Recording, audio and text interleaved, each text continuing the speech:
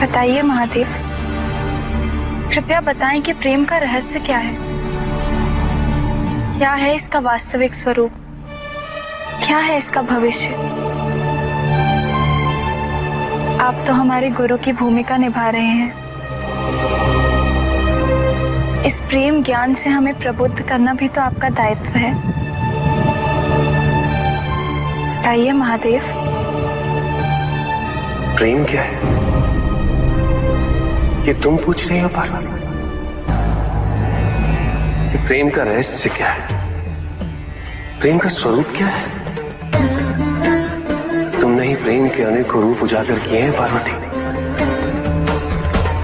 तुमसे ही प्रेम की विभिन्न अनुभूतियां हुई। तुम्हारे प्रश्न में ही तुम्हारा उत्तर निहित है। क्या इन विभिन्न अनुभूतियों की अभिव्यक्ति संभव है?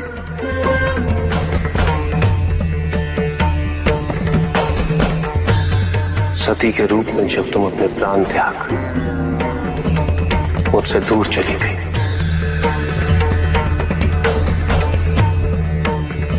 मेरा जीवन, मेरा संसार, मेरा दायित्व सब निरर्थक और निराधार हो गया। मेरे नेत्रों से अश्रुओं की धाराएं बहने लगी। अपने से दूर कर तुमने मुझे मुझसे भी दूर कर दिया पार्वती।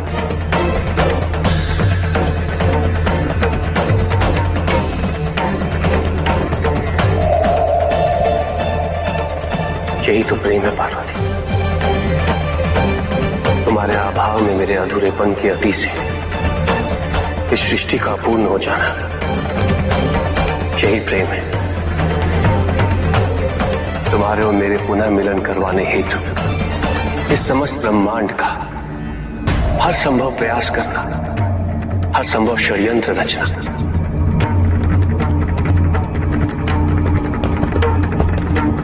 इसका कारण हमारा असीम प्रेमी तो है। तुम्हारा पार्वती के रूप में पुनः जन्म लेकर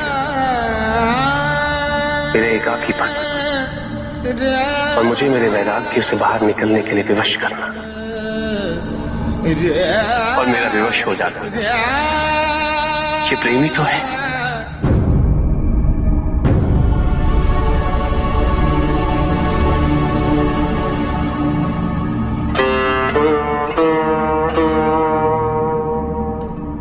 किंतु ये हमारे प्रेम का पहला चरण था, जिसमें न केवल तुम्हें तुम्हारी वास्तविकता का बोध हुआ,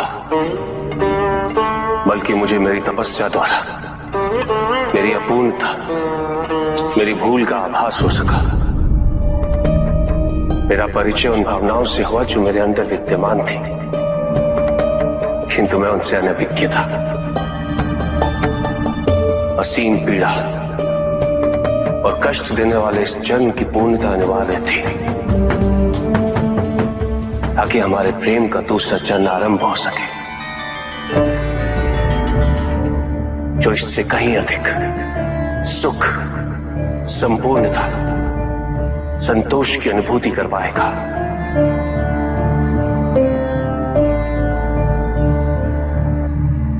भविष्य में तुम अपने स्वरूप की विविधता से प्रेम के नए नए रूप परिभाषित करोगी।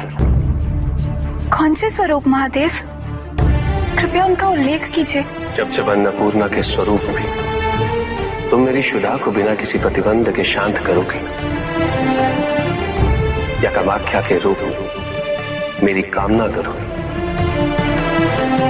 तो वो प्रेम की अनुभूति ही होगी। तुम्हारे सौम्य और सलज गौरी रूप में जब मैं हर प्रकार के अपने अधिकार तुम पे व्यक्त करूंगा और तुम उन अधिकारों की मान्यता दोगे, मुझे विश्वास दिलाती रहोगी कि मेरे सिवाय इस संसार में तुम्हें किसी का वर्चस्व स्वीकार नहीं, तो वो प्रेम की अनुभूति ही होगी।